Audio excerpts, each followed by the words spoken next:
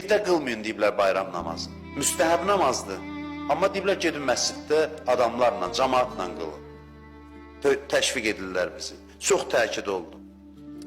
Vacib namaz deyil, sırf rəhmət üçün gedəsən bayram namazına. Çox təkid olunan, çox savablı, fəzilətli, gözəl bir namazdır.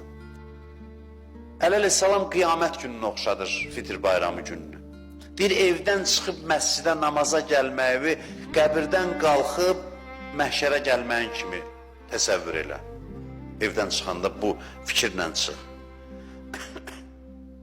Əleyhissalam buyurur ki, namaz vaxtı dayananda Allahı çox zikr elə. Hesab elə ki, hesab kitaba dayanmısan.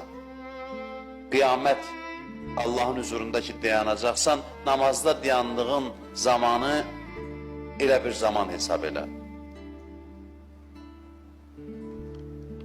Çox təsirli olar insan bu ruhiyyə ilə sabah bayram namazına gəlsən.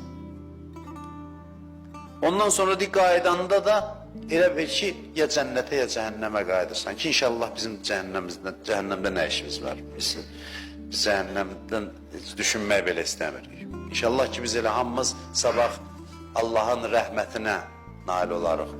Əməlimizə görə yox, onun geniş rəhmətinə, fəzilətinə görə. Hədis buyurur ki, mən əhya leylətəl id ləm yəmut qəlbuhu yevmə təmutul qulub.